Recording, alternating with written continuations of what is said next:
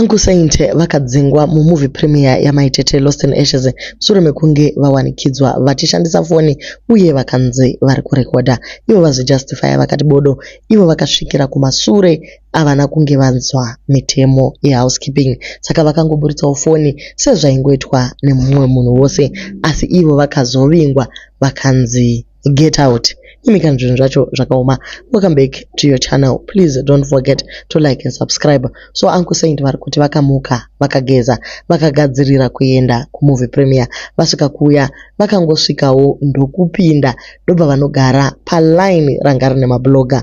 Izvi zvakabva zvavhundutsa maasha akauya akati kuna Uncle apo vanga vaburitsa foni yavo, please musatora mavidhiyo, regai kudaro. Vasikana vakamanya kunoripota kuna bosi. Tafadzwa Chidawa uyo akameka sure kuti Uncle vaburitswa. So vakazopedza movie rese vari panze, mwoyo wavo wakarwadza zvikuru, asi vari kuti he was there to support Maitete uye he did that chero vakanga vamire panze. Zvinzwirei vachizvitaurira voga kuti vakaburitswa sei ifirimu. Unoona kuti ndakanonoka kusvika panzvimbo. Ende ndanonoka kusvika panzvimbo handina kuziva kuti pane mitemo yanga iri paground. Alright. Urikuona? So semunhu anga abva kure achikrosa unoziva ndogara kweuya uchimhanya kuti uzonyangosvikawo infact ndaitofolowa live yakatomboitwa naDJ Ola ari mukati. Alright. Saka pandakapinda mukati ndinauziva kuti pane mutemo wekuti pasingatenderwa kutora mavidhiyo. Saka ndinauziva futi kuti hapasi kutenderwa kutora mavidhiyo sezini kuscreen here kana kuti kutora namaselfi enyu muri mukati muchida henyu kuzokandawo kuti aiwaka tauya kuzosapota chinhu chakanaka ichi. Alright. Waizwa. Saka pandakatobudisa foni shanti akatondivitsura ndikabva ndatoisa foni muhomwe. Shandi aiva pamashure atoti angu hamusi kutenderwa mafoni mavidhiyo. Saka handinozowana nguva yekubatanisa. Ndabva ndatongomira ipapo ndatoisa foni muhomwe. Of which patakagara pata ndofunga wakazoona kuti line rese nevamwe mashure vaitotora zvawo mavidhiyo. Exactly. So ndakabva ndatongogara. So this other girl akabva uya handizive kuti ndevatonga vapfekawo zveblack obvati asi paline panapa pakagara zvimabloggers. Ndikati ko muri kureve zvikanzi zvamuri kuita zvidiwe panapa chobva totanga kushauta. Ndikati sorry handina mutseka wake musikana. Mutseka wake musikana handimuzive but mutseka wake akazobuda achangobuda pakabva pachizouya ndimba ndofunga wakarona ndimba rakauya matrips nemazindimba ndimba akauya robva rati handipanzi ndofunga wakazinzwa mai wapadhuze ndikati ko ndeipi ndatonga pamwe pane zvimwewo zvaitika weziva. Basi ndikurimemba chitomuti shawa chiendawo ndikuchera. Wakatodaro wakati angu ekuchibaya indodi tiri kuuya pasi.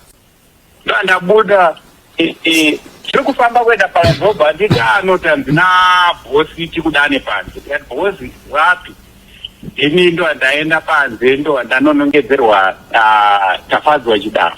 Zvikanzi ngova tiuye. Ndikati ko mati kuti Tafadzwa bvatoti angozoenda vachangopinda vari kuzwa zviri kuitika. His exact words. Ndikazokuitika ndezveitafadzwa zvikanzi ambodzokera dzokerei pamama akagara.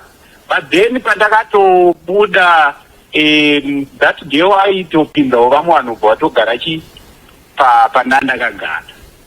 Alright. Waiziva. Saka but handakora mwoyo DJ Sparks. Movie rese rakaitwa ndakamira ndandiri panze.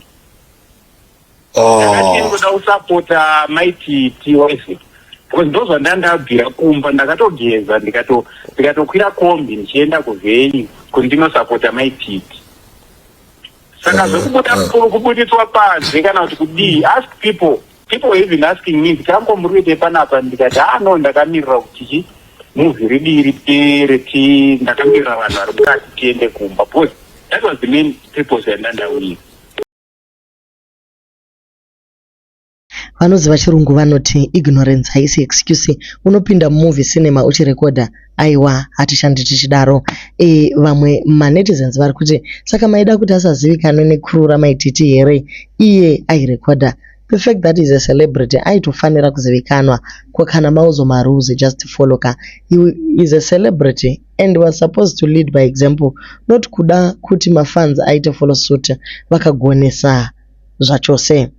Cat family iri kutonzwa kutsva chaiko. Vari kuti in his right senses why would he record a video in a premiere iri kubhadharwa kumwe kungotsvakawo pamuromo. Makaenda kunotsvaga nyaya ka samabloga muchida kuwana zvekukriticize. Zvino makavharigwa zvachose hamuna chamakabuda nacho. Saka maisiya achiitwa rafu kuti muzofona. Why didn't you stop? Zvakaitika izvazvo zvakubvunzwa iwe DJ Sparks vakanga varipo vakaona munhu achiburitswa. Tinoda here kungokomenda zvakaitwa naUncle Saint kuti vakamira kusvikira vazowanikwa nzvimbo yekugara chero kwasara a few minutes. Sezvatambotaura kuti ignorance haisi excuse guys. Kana uchienda kucinema ichiprimiwa munhu anenge achitraya kuti awane mareturns pafilm rake. As you know, pakainvestwa mari yakawanda nekuona vanhu maactors aya nemaactresses vari veNollywood kudaro vanobhadharwisa mari yakakurisisa. Saka mukangokurumidza kutanga nekupiraita nezvimwe zvakadaro hazvizobudiwo nenzira yakanaka. Munhu anenge achiri kuedzawo kuti mari dzake dzidzoke. So I am sure kuti angu vadzidza havo chidzidzo uye zvavakaita zvakashata asika semunhu anga asingaziviwo. Ndosaka tafadzwa akapedzisira atoti aiwa angu vakatorashika hapana chinozikamwa. Asi kunyadziswa kwacho zvakaoma. Thank you guys so much for watching and please do leave your comments.